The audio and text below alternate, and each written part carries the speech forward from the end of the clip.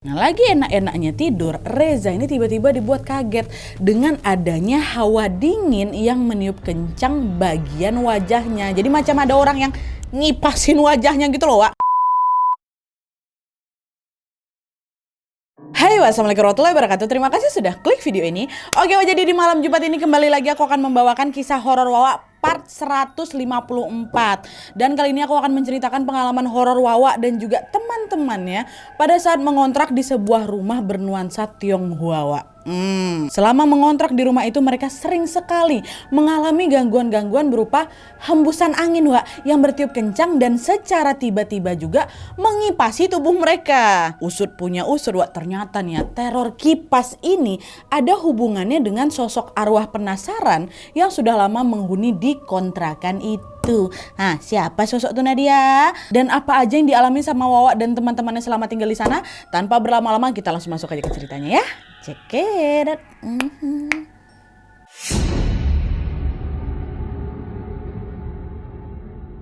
Oke, Wak, jadi kisah yang akan aku bawakan ini dikirim sama Wawa aku yang namanya Reza dari Jawa Tengah. Halo Bang Reza. Nah, jadi Wak, pengalaman horor ini terjadi pada tahun 2011 lalu ketika Reza dan teman-temannya mengontrak bersama di sebuah rumah kontrakan di kota Semarang. Cerita ini bermula ketika Reza ini baru saja diterima sebagai ASN di salah satu kedinasan di kota Semarang, Wak. Setelah resmi dinyatakan lolos, Reza pun berangkatlah ke Semarang untuk bisa menjalani kegiatan perkenalan dan juga orientasi. Di hari pertama, Wak, Reza ini secara tidak sengaja berkenalan lah ini dengan beberapa teman berbeda divisi yang bernama Bekti, Fajar, dan juga Robi. Setelah berkenalan satu sama lain, barulah di situ Reza tahu ternyata mereka bertiga ini berasal dari kota yang sama Reza. Jadi bukan asli Semarang semua nih, Wak, perantau semua nih tiga-tiganya kan. Bertemu dengan teman-teman satu daerah tentu ya Reza jelas merasa sangat senang. Secara kan mereka ini sama-sama perantau kan, Wak. Makanya itulah Reza pun mengajak mereka untuk sama-sama menyewa sebuah rumah kontrakan. Wawa, daripada kita tinggal sendiri-sendiri, gimana kalau kita ngontrak sama-sama aja biar lebih hemat, kata dia kayak gitu kan.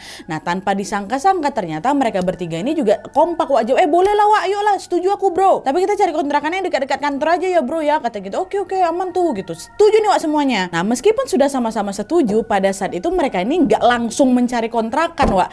Kenapa? Karena pada saat itu memang masing-masing dari mereka sudah terlanjur menyewa beberapa macam kosan harian gitulah yang sudah mereka siapkan untuk masa orientasi ini. Dan rencananya mereka baru akan mengontrak bersama-sama setelah orientasi ini selesai.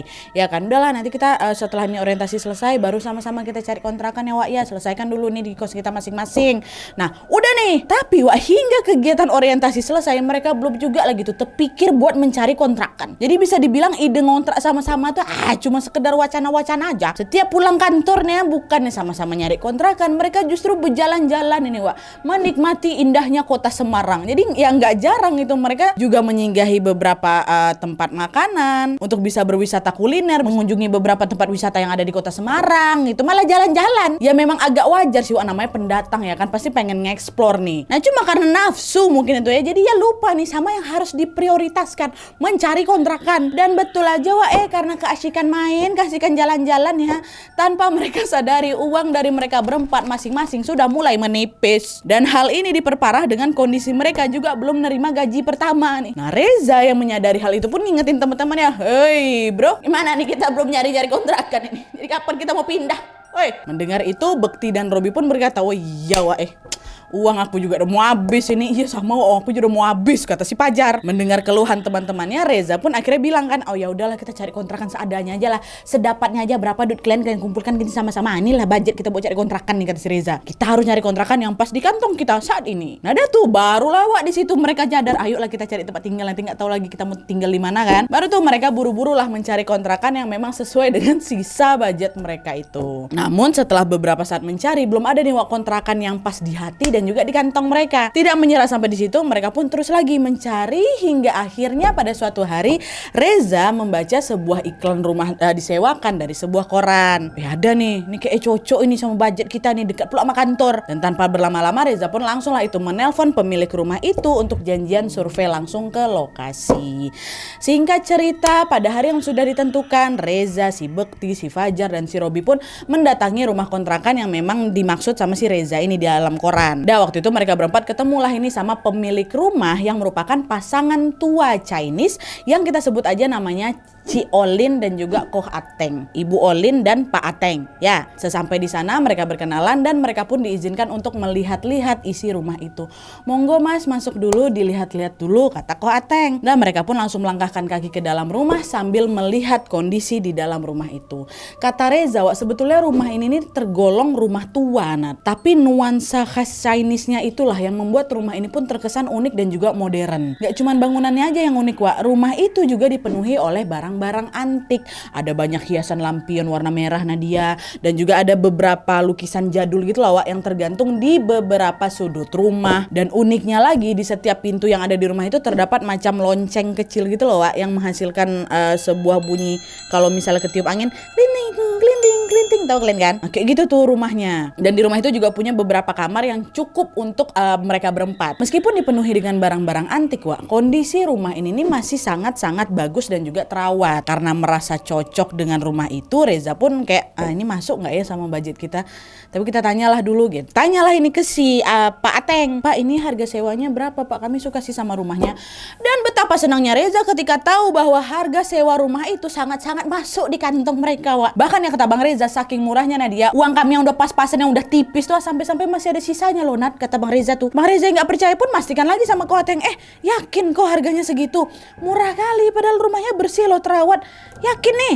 Iya beneran, tidak apa-apa. Saya sewain segitu aja lah buat kalian. Nah, mendengar hal itu, Reza sama ketiga temannya sama sekali, Nadia, sama sekali. Kami nggak ada kami mikir negatif, positif kami tuh. Nggak ada mikir macam-macam, rumah ini nggak ada. Oke, murah, masuk budget, masuk aja ke sini gitu loh. Mereka berempat menduga kalau pasangan itu memang punya banyak pemasukan dari beberapa kosan dan juga rumah yang mereka sewakan. Kayaknya mereka nggak butuh-butuh duit kali lah, Nat, kalau ditengok-tengok gitu. Nah, setelah mengetahui harga sewa itu, makin senang lah mereka kan. Apalagi juga ditambah kontrakan itu ternyata tidak jauh nih dari kantor mereka. Kalau berjalan kaki cuma 10 menit, nah dia kalau bawa motor cuma 4 menit sampai. Memang sedekat itu, Wak. Dan atas pertimbangan itulah mereka akhirnya sepakat menyewa di sana. Singkat cerita, mereka pun segera berkemas dan pindahlah ke rumah itu. Nah, beberapa hari setelah pindah, mereka nggak ngalamin apa-apa, Wak. Semua berjalan normal dan juga baik-baik saja. Tapi pada suatu hari mulai nih terjadi sedikit gangguan kecil yang lama-kelamaan menjadi gangguan besar dan juga menyeramkan. Jadi ceritanya waktu itu ya, sepulang kerja, Reza nih lagi ngerebahin diri, Wak, di sebuah kursi panjang yang memang ada di ruang tamu. By the way, rumah itu juga semi furnish, Wak. Jadi memang ada beberapa perabotan inti lah yang memang sudah disediakan sama Ci Olin dan Koh Ateng. Udah balik kerja, tiduran lah itu di kursi panjang nih kan si Reza nih. Kata Reza, suasana di rumah itu betul-betul adem kali, Nadia, sehingga Reza yang awalnya berniat buat rebahan aja lama-lama ketiduran, Wak. Nah, lagi enak-enaknya tidur, Reza ini tiba-tiba dibuat kaget dengan adanya hawa dingin yang meniup kencang bagian wajahnya. Jadi macam ada orang yang ngipasin wajahnya gitu loh, Wak. Set gitu, ha. Dan itu bukan cuma selayang pandang gitu aja, Wak. Enggak, kencang. Saking kencangnya angin itu, Reza tuh langsung terbangun gitu loh. Padahal tidur ya kan. Apa nih? Angin apa tuh? Nah, pada saat itu Reza terpikir kalau itu adalah ulah dari salah satu teman dia yang lagi ngejahilin dia. Wah, ini kerjaan anak-anak ini. Tapi setelah bangun dari tempatnya, Reza semakin dibuat bertanya-tanya lagi karena suasana rumah itu masih sepi kali, Wak. Betul-betul sepi. Bekti, Fajar, dan juga Robi ternyata nggak ada di rumah nih. Wak, Reza. Reza tuh namaku, salah. Robi, Bekti, Fajar. Cari keliling rumah nggak ada orang rupanya, Wak. Sendiri dari rumah tuh. Nah, meskipun merasa janggal, Wak, Reza berusaha menepis pikiran buruknya itu. Alah, udahlah, itu angin biasa. Kan jendela rumah ini masih terbuka juga semua nih. Itu angin tuh katanya. Dah, Bang Reza pun langsung beranjak untuk melaksanakan sholat asar. Selesai sholat asar, Reza balik lagi nih, duduk dekat ruang tamu tuh lagi sambil nunggu kawan-kawannya balik. Tanpa terasa, hari semakin gelap. Reza pun mulai bergegas menyalakan semua lampu rumah dan menutup jendela-jendela rumah seperti biasa. Tapi, Wak, pas Reza sedang menutup jendela di ruang belakang, Reza ini tiba-tiba merasa ada lagi sebuah hawa dingin yang bertiup tepat di belakang telinganya. Jadi macam ada orang yang niup telinganya tuh, Wak, dari belakang sini. Dan yang epicnya, Wak, tiupan tuh nggak cuma sekali, tapi berkali-kali, Nat. Di sini, bukan pasti berasa kali kan? Berinding aku. Nggak sampai di situ aja, Wak. Yang anehnya lagi, tiupan itu semakin lama terasa makin kencang. Begitu. Dan di saat yang sama juga Reza langsung mendengar suara lonceng yang merinding. Astagfirullahaladzim. Di saat yang sama Wak, Reza mendengar suara lonceng yang berada di atas pintu-pintu tuh secara mendadak berayun dengan sangat kencang hingga pun glinting, glinting, glinting semua aja kayak gitu. Dengar suara itu apa nggak bikin panik aku, Nat? Karena memang pada saat itu situasinya sama sekali tidak ada angin yang berhembus, Nadia nggak ada. Jadi tiba-tiba aku dengar suara aku terasa ditiup dari belakang itu. Puh, puh, puh, puh, puh. Langsung bergoyang itu semua lonceng-lonceng. Wah, angin nggak ada yang masuk. Harusnya lonceng nih baru bisa berbunyi ketika tertiup angin kan. Ini nggak ada. Reza yang panik refleks tuh langsung mau berlari keluar rumah nih lewat pintu depan. Nah, pas sudah beberapa meter mau menuju pintu, waktu itu Reza melihat pintu yang awalnya terbuka itu dan dia udah dikit lagi aku bisa keluarnya tertutup secara sendirinya. Diar langsung. Kaget lagi aku, udah dia kan putar balik aku nih. Dan pada saat itu Reza membuka pintu bercat merah yang berada tidak jauh dari area ruang tamu. Nah, ingat ada pintu warnanya merah dekat ruang tamu tuh. Waktu dia balik badan dia langsung menuju ke pintu itu. Waktu itu Reza berpikir kalau pintu merah ini adalah pintu keluar alternatif, Wak. Tapi pas pintu tuh dibuka, Reza baru menyadari kalau pintu itu bukan pintu keluar, melainkan sebuah ruangan panjang atau semacam lorong gitu yang bernuansa merah. Dan warna merah itu berasal dari lampion-lampion yang memancarkan cahaya merah sehingga membuat suasana di ruangan itu juga ikutan berwarna merah nih. Ruangan apa nih? Gak cuma itu aja, Wak. Di ruangan itu Reza juga melihat ada beberapa foto keluarga berwarna hitam putih. Ada beberapa dupanya, Nat. Dan juga ada sebuah lukisan yang tergantung di dinding. Nah, lukisan ini, Wak, bergambar seorang perempuan Cina memakai chongsam, baju khas Cina itu, sambil memegang kipas. Kalian tahu kipas yang dibuka tuh? Dia sambil pegang kipas tuh. Dan entah kenapa waktu itu aku yang awalnya takut, nah dia tiba-tiba langsung merasa terpesona dengan lukisan itu. Berhentilah bentar si Reza itu kan sambil mengamati lukisan itu dalam-dalam, Wak. Dan setelah diamati, Reza dibuat terkejut karena tiba-tiba mata dari wanita lukisan itu bergerak seolah sedang menatap ke arah dia. Barulah di situ Reza ketakutan lagi dan lari sekecang-kencangnya menuju ke pintu depan balik. Untungnya di waktu yang bersamaan ketika dia udah nyampe luar rumah nih, Wak, Fajar, Robi dan juga Bekti sudah berada di depan pintu. Lihat Reza yang pucat pasi dengan napas yang ngos-ngosan, ketiga temannya langsung negur, "Oi, Wak, ngapa kau? Maghrib gini kok lari-larian kau?" Dengar itu Reza langsung jawab, kalian tahu nggak, Wak? Tadi aku baru lihat lukisan cewek dekat lorong tuh, matanya bergerak-gerak. Astagfirullahaladzim, masih terbayang pula sama aku, seram kali pokoknya. Lorong mana nih? Mana ada lorong di sini? Halo tuh, kata temannya. Ada, Wak, pintu merah tuh ada dalamnya lorong rupanya. Ada hantunya di situ. Nah, mereka bertiga dengar penjelasan si Reza sama sekali nggak percaya, Wak. Masa iya ada hantu? Orang kita tenang-tenang aja kok di rumah ini kayak gitu loh. Tapi meskipun demikian mereka mencoba untuk menenangkan Reza dengan memberinya segelas air putih. Dah tenang kok dulu, minum dulu nih. Ada jawabnya Reza. By the way, Wak, kenapa semua mereka berempat ini nggak tahu apa isi pintu merah itu waktu pertama kali survei? Karena kebetulan aja mereka nggak ngecek bagian situ, Wak. Karena rumah tuh lumayan luas, terus banyak ruangan gitu loh. Jadi salah satu ruangan yang pintu merah ini entah kenapa keskip aja gitu sama mereka. Baru ngetuh setelah si Reza buka pintu itulah. Jadi ada pintu merah dekat ruang tamu gitu, Wak, ya. Nah, ada tuh kan, Wak, masih di hari yang sama pada saat sedang beristirahat di kamar masing-masing, mereka mendengar ada sebuah ketukan di pintu. Bekti yang memang kamarnya berada di paling depan langsunglah bergegas buka pintu rumah tuh kan. Dan ternyata, Wak, yang mengetuk pintu itu adalah dua orang laki-laki yang ternyata anaknya Koh Ateng. Kita sebut aja lah namanya Koh Liam sama Koh Beni. Datang nih mereka berdua. Mendengar ada suara tamu yang sedang berkunjung, Reza, Robi dan juga Fajar ikutlah itu keluar dari kamar kan untuk menemui tamu itu. Setelah dipersilakan duduk tanpa berbasa-basi, Koh Liam ini langsung bilang, "Mas semuanya maaf, kami lupa ngasih tahu. Tolong jangan masuk ke pintu yang merah ini ya," kata dia. Nah, dengar itu Reza langsung nyela kan. Kenapa emangnya, Mas? Ada apa emang di kamar itu? Katanya.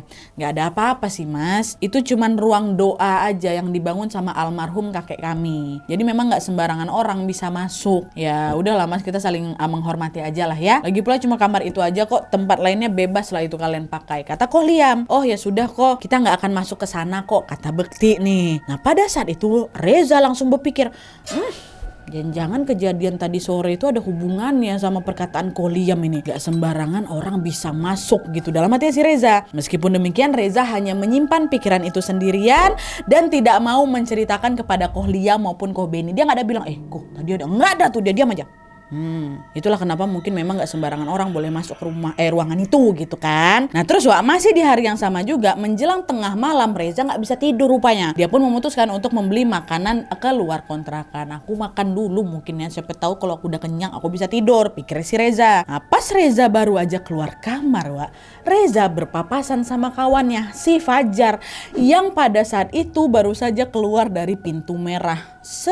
Keluar ya santai si Fajar nih. Nengok itu Reza langsung negur lah. Fajar, kau nih gimana nih? Kan tadi udah diingetin sama kau Liam kalau kita nggak boleh masuk ke ruangan itu. Ngawur kau nih. Adi bilang kayak gitu sama Bang Reza, nggak digubris sama si Fajar Wak. Dia terus itu ngelengos kan menuju ke kamarnya. Waktu itu Reza nggak ngambil pusing ya, anaknya dada aja. Dia lanjut lagi beli makanan keluar nih. Setelah membeli makanan, Reza balik ke rumah, dia bawa balik itu makanannya Wak. Langsung dia menuju ke dapur untuk mengambil piring.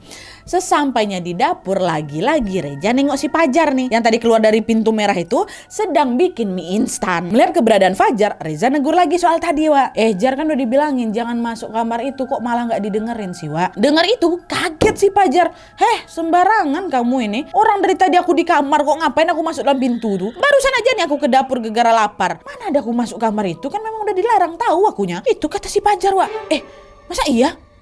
Gak ada aku masuk dalam pintu tuh. Aku betulan nengok kau tadi keluar dari kamar tuh Reza. Fajar, gak ada. Kau pun nada aja, kok gak ada loh. Dan mereka berdua saling berdebat satu sama lain Wak, hingga membuat Bekti sama Robi yang ada di kamar ikutan keluar nih. Bekti sama Robi negur, kan apalah kalian berdua nih, ngapa pula berdebat malam-malam. Dan pada saat itulah Reza menjelaskan duduk perkaranya bahwa tadi aku nengok Fajar keluar dari pintu terlarang tuh ha. Dan setelah menceritakan hal itu, justru giliran Bekti nih Wak yang bilang, ngomong-ngomong soal pintu merah tuh ya, aku juga kemarin baru ngerasa hal aneh lah Wak. Ngapa? Kata mereka kan, kemarin aku juga nengok kau Reza keluar dari pintu tuh. Tapi inilah yang anehnya, kok keluar sambil megang kipas. Terus kok jalan gitu ke arah belakang. Aku tegur kau, Reza ngapain kau? Kok diam aja? Jalan aja kau tuh, ngelengos bekipas Wak. Sampai kau belok ke ruang belakang. Penasaran aku tuh salah lihat apa kayak gimana. Aku cek lah ke kamar kau. Dan ternyata kau lagi tiduran Reza. Itu kata si Bekti Wak. Dia melihat Reza keluar dari pintu tuh sambil berkipas. Reza nih laki-laki maco kali aku Nadia. Merinding. Nah mendengar cerita dari Bekti, baru Nadia kami berempat merinding di situ dan semua sama-sama berpikir fix ini ada yang nggak beres sama rumah nih. Nah dari situlah Wak, mereka sepakat untuk mencari tahu apa yang sebenarnya terjadi dengan rumah itu dan apa nih hubungannya dengan kipas-kipasan itu ya kan. Tapi sayangnya Wak, sebelum mereka menemukan jawaban atas keanehan itu, mereka kembali lagi mengalami gangguan yang kali ini lebih ekstrim lagi. Jadi keesokan harinya nih, pas keesokan harinya sepulang kerja, Reza ini tiba-tiba dikejutkan dengan suara seseorang mengetuk pintu kamarnya dengan sangat kencang. Katanya, waktu dibuka ternyata yang ngetok pintu nih Robi Wak. Dan pada saat itu Robi masih dalam keadaan pakai baju basah kuyup dan kepalanya si Robi ini penuh sama busa sampo. Belum sempat nanya Robi ini kenapa, Robi langsung bilang, "Weh Jak, tolong aku nengok setan." Yang benar kau nengok setan di mana? Ya di situ, ya di kamar mandi Jak. Nah, barulah di situ Robi bercerita kalau pada saat Robi mengambil gayung waktu di kamar mandi nih, mengambil gayung untuk membilas rambutnya, which is masih dalam keadaan merem, tanpa sengaja si Robi ini menyentuh sebuah benda yang mirip macam kepala manusia Wak. Apa nih? Kok macam kepala? Diraba-rabanya lagi kan Wak. Kok ada kepala manusia dalam bak mandi? Nggak mungkin nih gitu kan. Dan pada saat meraba ketiga kalinya, Robi dengan jelas merasakan bahwa benda itu memang betulan kepala manusia. Ada rambutnya Wak. Ini kepala nih, rambutnya nih. Dan epicnya Robi juga tidak sengaja meraba bagian mulut kepala itu, sehingga Robi bisa merasa dengan jelas sepasang gigi taring yang tajam. Udah fix manusia nih, kepala ini. Nah pas sudah ngerasa sesuatu yang udah fix nggak beres ini, Robi pun membuka mata lah di tengah busa-busa dekat matanya nih. Pas dibukanya Wak, tepat pada saat itulah Robi melihat ada sosok perempuan memakai jubah merah yang kepalanya muncul gitu di bak mandi Wak. Apa nggak langsung ketakutan si Robi? Itulah dia berlari secepat kilat menuju kamar si Reza. Itu yang ku tengok Wak, jelas ku tengok kepala manusia cewek bergaun merah di dalam bak tuh. Mendengar cerita Robi, Reza pun berusaha menenangkan. Udah Wak, tenang kau ya. Dah kau bilas lah dulu rambut kau biar ku temanin. Abis itu kau istirahat, kecapean kau ini. Nanti kita cari tahu bareng-barengnya, udah tenang kau. Dari situ pun Robby berusaha keras untuk melupakan kejadian itu. Tapi malam harinya Wak, Robby mendadak langsung demam tinggi deh, sakit keras deh. Selain demam, Robby ini juga dibuat macam trauma berat gitu lah akibat kejadian sore itu. Apa yang nggak trauma Wak? Nengok kayak gitu ya Allah, meraba gigi pula tuh. Astagfirullahaladzim Robby. Mengetahui Robby yang mengalami trauma Wak, Bang Reza pun berniat untuk melaporkan kejadian ini kepada pemilik rumah, yaitu Pak Ateng dan juga Bu Olin. Oh ini kalau ini udah melampau nih ya kan, kasihan kawan aku ini, baru si Robby. Nanti kalau aku selanjutnya macam mana, kalau si Bekti sama si Fajar macam mana gitu kan. Tapi waktu ditelepon Wak, entah kenapa mereka berdua waktu itu sedang berhalangan, sehingga dia bilang ya udah kamu ketemu dulu sama anak-anak kami ya gitu. Siapa tadi? Koh Liam sama Koh Beni. Nah setelah menghubungi Koh Liam Wak, Koh Liam pun berjanji akan datang ke kontrakan pada hari Sabtu jam 4 sore kata dia. Ingat kali aku tuh. Beberapa hari kemudian tanpa terasa hari yang ditunggu-tunggu pun tiba. Sebelum Koh Liam ini datang Wak, mereka berempat ini menyempatkan waktu untuk bersarapan dan juga jogging bersama di sebuah taman yang memang tidak jauh dari kontrakan itu. Selesai jogging, mereka duduk-duduk lah itu kan di ruang tengah. Nah setelah itu si Bekti Wak, temennya Bang Reza ini berpamitan mau tidur siang dulu Wak, aku tidur siang lah dulu ya. Nanti sore kalau misalnya Koh Liam kesini bangunin aku jangan lupa. Ya pergilah Wak, istirahatlah dulu kata kawan-kawan ini. Dan saat sudah menjelang hampir sore Wak, Bekti ini ternyata nggak bangun-bangun juga waktu itu. Salah satu dari mereka pun menuju ke kamarnya Bekti kan, membuat bangunin si Bekti nih. Dan setelah beberapa kali pintu kamarnya diketuk, Bekti nggak kunjung keluar juga. Akhirnya Bang Reza waktu itu berinisiatif masuk langsung ke dalam kamarnya Bekti yang kebetulan waktu itu tidak dikunci. Setelah masuk ke dalam kamar Wak, betapa terkaget-kagetnya mereka ketika mereka melihat Bang Bekti nggak ada di kasurnya Wak. Nggak ada. Mereka panggil-panggil kan, Bekti kapan kau keluar kamar? Perasaan tadi dia nggak ada keluar kan Wak. Bekti, di mana kau Bekti? Nah pas mereka lagi sibuk-sibuknya mencari Bekti Wak, tahu kalian? Si Bekti ini tiba-tiba jatuh dari dalam lemari bajunya. Temprat jatuh dari lemari baju. Wih terkejutlah semua mereka kan. Bekti ngapain kau tidur dalam lemari? Kata kawan-kawannya kan. Mendengar pertanyaan kawan-kawannya si Bekti juga gak kalah terkejut. Astagfirullahaladzim kenapa aku dalam lemari ini? Kau ngapa? Tenang kau dulu. Enggak mungkin aku tidur dalam lemari Wak. Sebelumnya kok kenapa? Kata kawan-kawannya kan. Aduh merinding kali aku. Dengan suara bergetar Bekti pun akhirnya bercerita. Tadi Wak, pas aku tidur aku ngerasa ada seseorang yang ngipasin badanku. Pas aku buka mata ternyata memang betul ada cewek pakai gaun merah congsam gitu lagi ngipasin aku. Nah pas aku mau teriak nih Wak, aku ngerasa badan aku melayang-layang Wak, merasanya, tapi aku gak bisa teriak. Baru aja aku ngerasain itu tiba-tiba cewek itu pun berteriak kencang kali. Wah! Katanya ya Allah, astagfirullahaladzim terbayang. Nah inilah aku tahu-tahu aku jatuh dari lemari Wak. Nah dengar itu Reza langsung motong. Wak persis itu yang aku alamin beberapa hari lalu. Itulah waktu aku tidur di ruangan depan tuh. Sama juga aku macam dikipas. Nah di saat yang sama itu barulah Wak Reza langsung teringat dengan foto lukisan wanita Cina yang ada di dalam ruangan berpintu merah. Reza curiga kalau sosok yang sudah mengganggu mereka selama ini adalah wanita bergaun merah, bergaun congsam merah yang membawa kipas dalam lukisan itu. Dia lah itu. Soalnya nggak Reza aja diganggu, Bekti lebih ekstrim lagi ya kan. Bekti dia dikipasin juga. Siapa tadi yang apa tuh si Robby? Nengok kepala lagi bergaun merah. Udahlah masuk aja kita dalam pintu merah tuh kalau nggak percaya kalian tengok tuh lukisan tuh sendiri. Tapi nggak boleh masuk Wak, bantailah situ. Kalian tengok dulu. Nanti kita minta penjelasan sama Koh Liam tuh datang. Nah setuju nih Wak, masuklah itu ke dalam pintu merah tuh kan. Sesampai di sana baru Reza langsung menunjukkan ke lukisan yang dimaksud itu tuh. Tuh aku tengok tuh. Betul nggak Bekti? Dia nggak yang ngipasin kau tadi? Ya astagfirullahaladzim. Iya Wak. Iya masih ingat kali persis aku kayak gitu. Nambah lagi si Robby. Wak betul Wak dia Wak. Dia tuh lah yang aku tengok di bak mandi kemarin kata Robby Wak. Nah sampai di sini mereka semua yakin kalau sosok yang ada di lukisan itulah yang mengganggu mereka selama ini. Fix. Mengetahui hal itu Reza makin gak sabar gini Wak untuk bertanya langsung kepada Koh Liam ya kan. Pas kali ini waktunya datang aku bentar lagi kok tanya nih semua sama kau apa ini maksudnya kayak gitu. Betul pula gak lama kemudian Koh Liam datang tuh Wak sama Koh Beni abangnya. Kan memang udah janjian kan. Nah, belum lagi mereka duduk masuk ke dalam rumah Wak, si Bekti langsung dilabrak mereka pada Koh tolonglah jelasin ada apa ini sebenarnya di kontrakan ini. Siapa perempuan bergaun merah yang bawa kipas tuh? Langsung kayak gitu Bekti Wak. Mungkin karena takut dia tadi itu kan agak trauma lah dia masuk dalam lemari tiba-tiba. Ditambah lagi Bang Reza bilang iya kok betul. Ini belum juga sebulan kamu di sini kok kayak gini kali gangguannya. Murah sih murah kok, tapi kasih tahu lah kalau memang angker. Panik ini Koh Liam tiba-tiba digandrung sama pertanyaan kayak gitu kan. Aduh gini. Sebentar mas, saya juga nggak tahu nih mas. Ginilah, kita telepon aja mami sama papi saya dulu ya. Mas semua tenang dulu, tolong tenang. Dan pada saat itu juga Koliam langsung menelpon orang tuanya dan meminta mereka berdua untuk memaksakan datang ke kontrakan saat itu juga. Mi, Pi, tolonglah Mi, ini mas-mas pada ngamuk ini. Tolong usahakan datang, tolong please. Oh ya udahlah kami datang. Nggak lama kemudian Ci Olin sama Ko Ateng pun datang. Dah tuh ngumpul lah mereka semua di rumah itu kan. Nah melihat raut wajah Robi dan Bekti yang masih kesal ini, Ci Olin pun akhirnya buka suara dan berkata, Mas mohon maaf sebelumnya, saya jujur ya sekarang. Jadi sebenarnya ini tuh rumah peninggalan bapak saya. Mas ini adalah orang pertama yang ngontrak di sini. Soalnya saya baru ngontrak rumah ini setelah bapak saya meninggal 1 tahun yang lalu.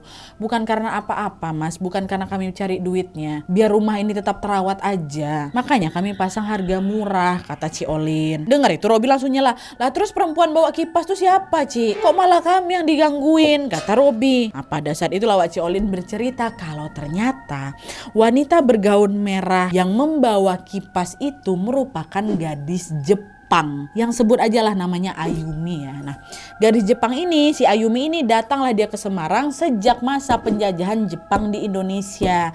Usut punya usut ternyata Ayumi pernah berpacaran sama bapaknya Ci Olin sebelum bapaknya ini menikah dengan ibunya Ci Olin. Dan by the way pada saat kejadian ini Wak, Ci Olin sama Ko Ateng ini udah tua kali. Bisa dibilang kayak nenek kakek lah gitu. Nah ini bapaknya si nenek Olin ini gitu yang pernah pacaran sama Ayumi. Tapi gegara Ayumi ini bukan orang Tionghoa Wak, hubungan mereka pun ditentang sama kakek neneknya Ci Olin. Padahal Ayumi ini sudah rela mengganti jati dirinya termasuk namanya sendiri Wak dari Ayumi jadi Zuwei gitu loh, kayak nama Cina lah gitu. Supaya apa? Supaya hubungan mereka direstui.